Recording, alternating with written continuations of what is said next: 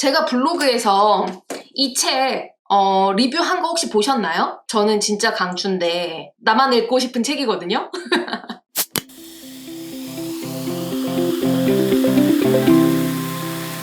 SBS 기자님이 쓴 책이에요. 이 책이 뭔가 뉴 미디어에 대해서 저는 진짜 전문가라고 생각을 해요. 최근에 읽은 책 중에서 2권이 진짜 좋았는데 그중 한 권이 바로 이 책인 거예요. I am media. 내가 미디어다 라는 거. 일단 이 책을요, 한마디로 정리를 하면 제가 결론부터 딱 말씀을 드릴게요. 남에게 침범당하지 않는 나만의 독점적 영역을 구축하는 건 너무나 중요합니다. 1등이 아닌 자는 오직 독점적인 축적 하나만 보고 가야 한다는 게 저의 결론입니다. 이거예요. 도대체 남이 침범할 수 없는 것은 무엇일까? 라고 하는데 여기서는 4가지를 얘기를 하는 거예요. 일단 첫 번째는요, 법으로 보호해주는 나만의 저작물이요. 예를 들면 책이라든지 법으로 보호해주는 저작물을 가지라고 하고요. 두 번째는 관계 전략에 집중해서 커뮤니티나 팬덤을 쌓아 올리라고 해요. 이거는 좀 사람에 집중을 하는 거예요. 세 번째는요, 최대한 협력 시스템을 구축하라고 해요.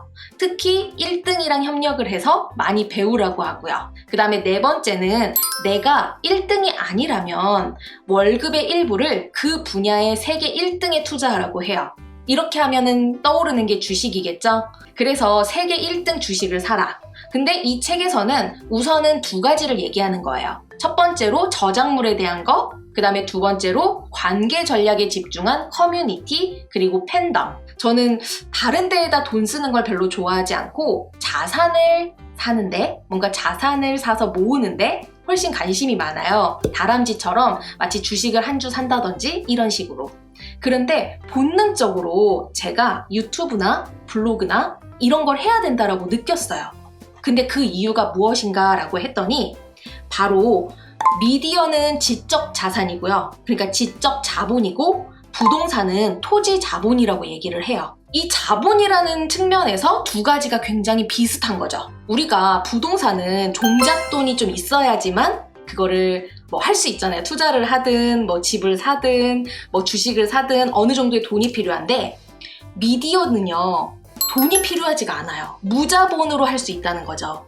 우리가 블로그에 글을 쓰고 물론 유튜브는 조금의 돈을 투자해야 되지만 엄청 많은 부동산처럼 엄청 많은 돈을 투자해야 되는 건 아니기 때문에 미디어가 훨씬 더 쉽게 할 수 있다는 거예요. 무자본은 노 리스크. 뭔가 망한다고 해도 일단 제가 들어간 돈이 없기 때문에 경험이 남거든요. 비록 시간과 그런 노력과 에너지는 들어가지만 그게 나의 경험이라고 하는 게 남기 때문에 정말 좋거든요. 미디어는 J커브예요. 처음에 반응 속도가 거의 이렇게 돼요. 시간도 많이 들어가고 노력도 많이 들어가는데 반응 속도가 별로 없어요.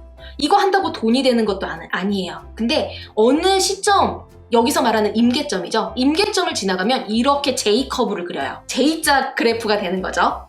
그래서 어느 한순간 확 올라가요. 주기적으로 그거를 쌓아나가셔야 돼요. 아까 전에 얘기했잖아요. 이 책에서 축적이 뭐예요? 쌓아가는 거잖아요. 그러니까 사실 저는 되게 하나씩 꾸준히 하는 사람이거든요.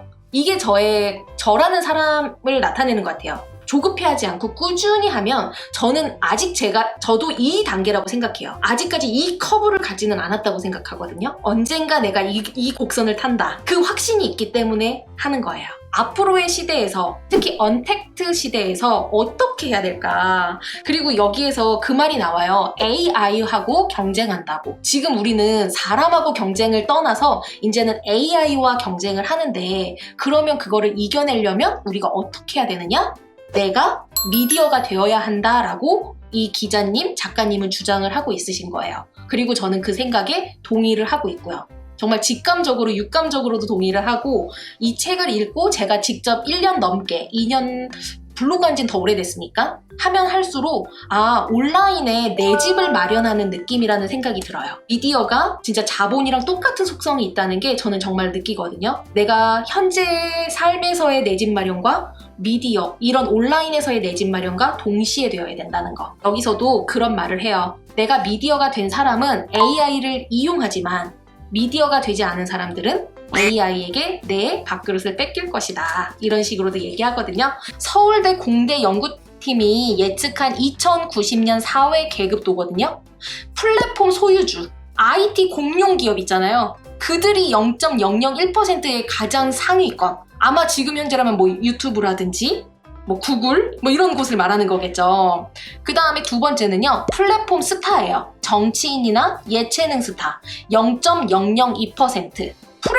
프레카리아트라고 일반 시민이라고 하는데 99.997%를 말합니다. 이걸 보고 있으면 진짜 깜짝 놀래요.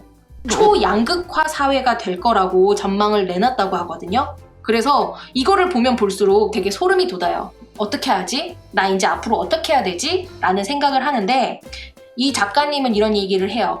회사 일도 열심히 해야 하지만 퇴근한 뒤나 주말엔 당신의 지적 자본을 축적하는데 또 다른 노력을 기울여야 한다는 말씀입니다.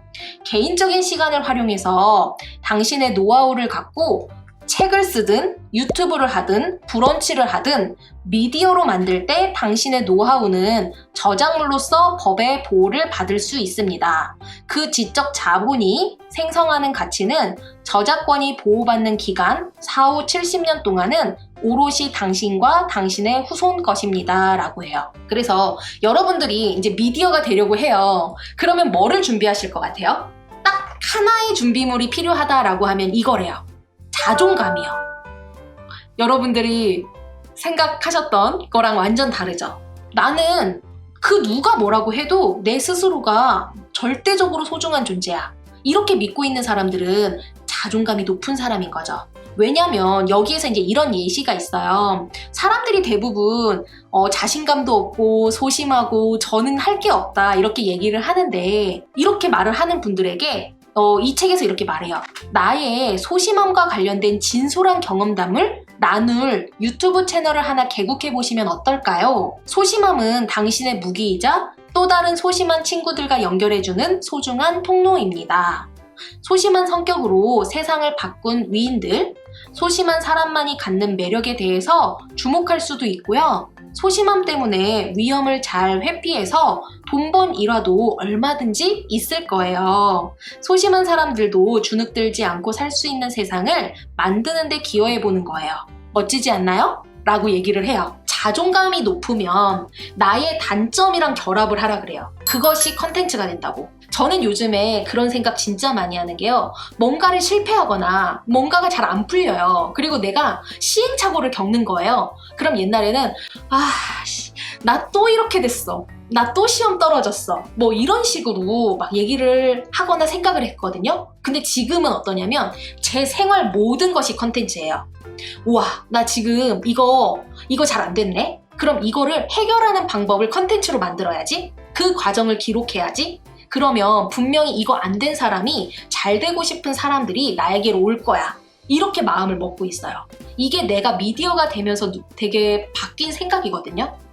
그래서 여러분들도 나는 이거 못할 것 같은데? 내가 무슨 블로그야, 내가 무슨 유튜브야, 난 얼굴도 안 예쁘고 말도 잘 못하고 편집은 어떻게 해, 이런 생각보다는 그냥 못하면 못하는 대로 해보는 거, 이것도 되게 중요하다고 생각을 합니다. 3장은요, 스스로 미디어가 되는 IM 미디어 5단계 전략이라고 했어요. 첫 번째는요, 세계관이랑 철학을 정립하는 거예요. 진정성 있는 나만의 세계관과 철학을 정립하라. 이 부분이 1단계예요. 두 번째, 기록과 정리예요. 그 세계관 또는 철학과 관련된 이야기거리, 소재를 일상에서 잘 발굴해서 차곡차곡 기록해두는 시스템을 만들어라. 세 번째, 스토리텔링이에요. 기록해둔 것들을 잘 엮어서 스토리텔링을 한 뒤에 콘텐츠로 만드는 거예요. 글이라든지 카드 뉴스라든지 영상으로요. 그 다음 네 번째, 콘텐츠 확산이에요. 이렇게 만들었던 콘텐츠를 유튜브, 인스타, 브런치 등등 온갖 플랫폼으로 확산시키는 거. 다섯 번째는요, 커뮤니티를 구축하는 거예요. 그 콘텐츠를 보고 모여든 독자들과 함께 커뮤니티를 만들고 다양하게 소통하는 것. 이렇게 5가지의 단계로 얘기를 하거든요. 여러분들은 여러분들의 철학이 있으세요? 아직 내가 미디어 지금 하려고 준비도 안 하고 있었는데 무슨 철학이냐라고 하실 수 있잖아요. 저는 이 부분을 진짜 많이 고민했어요. 제가 이제 온라인에 글을 쓰고 활동을 한 게 3년 반이란 시간이 지났거든요. 저는 좀 많은 사람들한테 사랑받기보다는 나랑 결이 맞는 사람들이 제 주변에 많았으면 좋겠어요. 막 경쟁해가지고 이기는 거? 이런 것도 자신이 없어요. 아까 전에 공무원 시험이나 이런 것도 자신이 없어요. 왜냐면은 막 1년을 준비해서 시험 한 번. 근데 거기서 떨어지면 끝. 이런 거는 저한테 안 맞는 거를 30년을 살고 알았어요. 약간 좀 막 달려가는 경주마처럼 살면 안 되는구나. 맞아요. 수시형 인간이에요.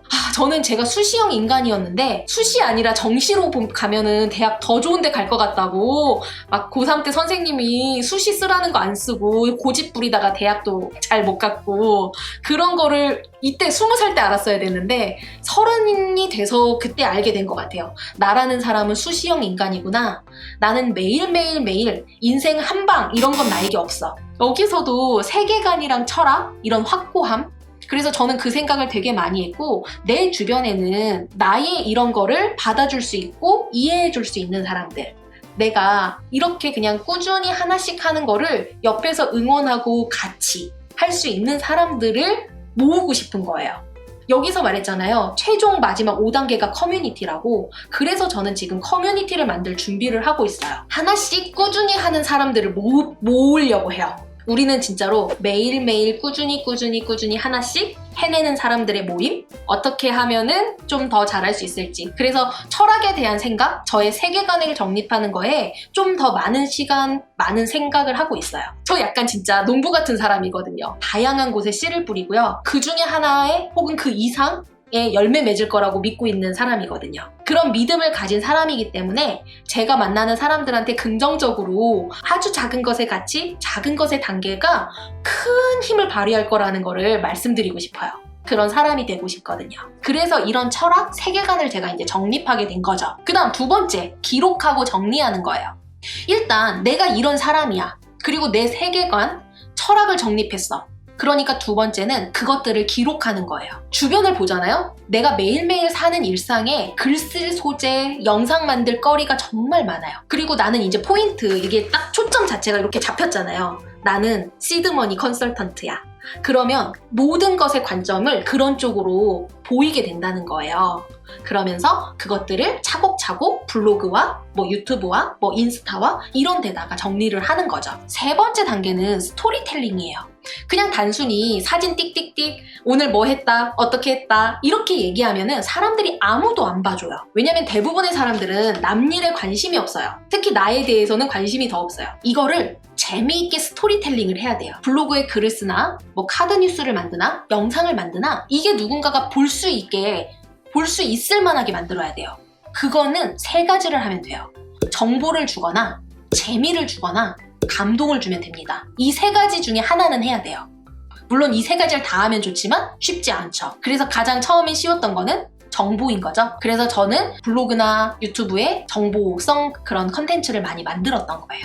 그 다음에 이제 정보만 하잖아요? 그럼 사람들이 정보만 보고 나가버려요. 근데 그 사람을 좀 더 오래 머물게 하는 거는 이 사람의 철학, 생각, 세계관 이거에 동의를 해야 하는 사람들이 남는 거거든요. 그래서 나의 세계관이나 철학을 보여줘야 되는 거죠. 그 다음에 네 번째는 확산이에요. 저는 지금 어떻게 하냐면 블로그에 아까도 말씀드렸잖아요. 이거에 대한 책에 대한 리뷰를 쭉 썼어요. 저의 기획안이고 구성안이 되는 거예요. 그리고 난 다음에 아프리카 TV 라이브를 하고요. 그거를 영상을 유튜브에 하고요. 음성 추출해서 또 다른 데 뿌리고요. 영상 만든 거 혹은 블로그에 쓴 거를 인스타에다 옮기고 다양하게 멀티 채널로 확산을 합니다. 그 다음 다섯 번째, 저도 해야 할 부분이에요. 커뮤니티 구축. 이렇게 저에게로 오신 분들, 어떻게 보면 옷깃만 스쳐도 인연이라고 하잖아요. 그런 분들이 그냥 한 번 지나고 마는 게 아니라 어떻게 하면은 커뮤니티 안에서 소통할 수 있을까? 이거에 대한 고민이 마지막 단계라고 하더라고요. 내가 왜 미디어가 되어야 하는지, 미디어가 되기 위해 무엇을 준비해야 되는지,